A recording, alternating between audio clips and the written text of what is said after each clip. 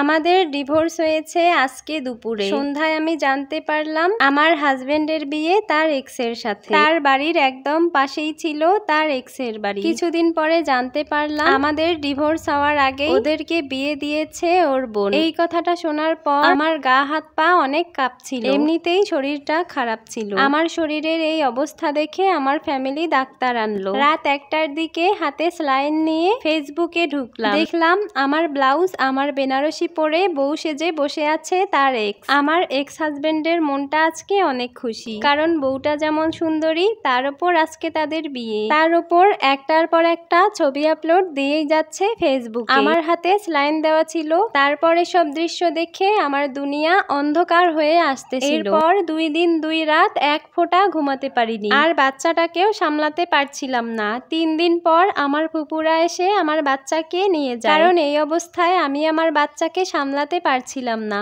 সারাদিন অনেক বেশি ডিপ্রেশনে থাকতাম। আমি আমার গ্রামেই ছিলাম। দুপুরে আমার এক্স হাজবেন্ড নতুন বউকে নিয়ে ওর মামার বাড়িতে বেড়াতে এসেছিল। আমার শাড়ি পরে আমার সামনে দিয়ে গিয়েছে। ওর মামার বাসা আমার বাসার সামনে। ওরা প্রায় 3-4 দিন সেখানে ছিল। কতদিন যে খাইনি, ঘুমাইনি, গোসল করিনি সেটা আমি বলতে পারবো না। খালি মনে হতো আমার গুছানো সংসার এখন অন্য কেউ ভোগ করতেছে। এসব ভেবে কান্না করতে করতে আমি প্রতিটা রাত অসুস্থ হয়ে পড়তাম। আমার সেই মানুষটার পাশে এখন অন্য কেউ ঘুমায়, অন্য কেউ তার গায়ের গন্ধ নেয়। দিন দিন প্রচুর শরীর খারাপ হয়ে গেল এসব ভাবতে ভাবতে। আমাকে দেখলে এখন মনে হবে 50-60 বছর বয়সী একজন মহিলা। যতই দিন যেত আমার ফুপিয়ে ফুপিয়ে কান্না আসতো। এই যেন আমার স্বামী কাউকে বউ বলে ডাকতেছে, এই যেন আমার স্বামী কাউকে আদর করছে, এই বুঝি আমার স্বামীকে কেউ স্বামী বলে জড়িয়ে ধরতেছে। এইগুলা যে কি পরিমাণ কষ্টের সেটা আমি কি করে বোঝাবো। চেহারার যে কি বাজে অবস্থা হয়েছে আমার, এখন নিজের চেহারাই আয়নাতে দেখতে মন চায় না।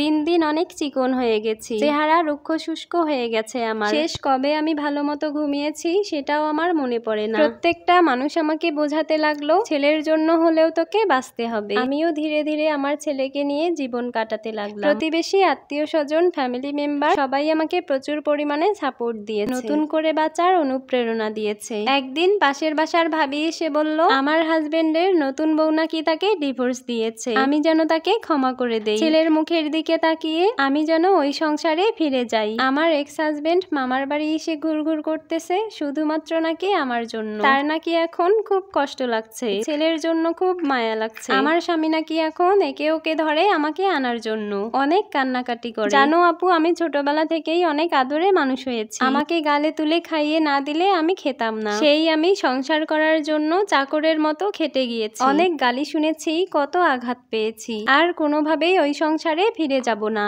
কত শত অপবাদ দিয়েছে তারা আমাকে শুধুমাত্র ঘর ছাড়ার জন্য। শাশুড়ি তো শুরু থেকেই সহ্য করতে পারতো না, আর সহ্য করবেই বা কি করে। তারা এক সময় আমাদের বাড়িতে কাজ করত, আমাদের বাড়িতে কাজ করেই তাদের সংসার চলতো। আমার এক্স হাজবেন্ডের বউ যাকে বিয়ে করার জন্য আমাকে এত এত অপবাদ দিল, সেই এত স্বাদের বউ নাকি রাতের বেলা টাকা পয়সা নিয়ে ভেগে গিয়েছে। আর এই বিষয়টা জানার পর আমার যে এত এত খুশি লেগেছে কি বলবো। দীর্ঘ 5 মাস পর আমার এক্স হাজবেন্ড এসেছে আমার ছেলেকে দেখার জন্য। আমি দেখতে দেইনি। এতদিন যে ছেলেকে ছাড়া থাকতে পেরেছে সে সারা জীবন থাকতে পারবে। আলহামদুলিল্লাহ, আমি আর আমার ছেলে এখন খুব ভালো আছি। আমার ছেলেকে ওর নানা নানি, খালা, মামা সবাই ওকে চোখের মনি করে রেখেছে। এখন আমার একটাই স্বপ্ন, ওকে আমি মানুষের মতো মানুষ করব। ওর জন্য সবাই দোয়া করবেন যেন আমার বাচ্চাটা ওর বাপ দাদার বৈশিষ্ট্য একটুও না পায়। আমার জন্য সবাই দোয়া করবেন। এই স্টোরিটা একটা আপুর জীবন থেকে নেওয়া। আসলে যারা 2 বিয়ে করতে চান, বিশেষ করে ছেলেরা, তারা একটু ভেবেচিন্তে করবেন, কারণ প্রথম স্ত্রীর মতো দ্বিতীয় স্ত্রী হতে পারে না।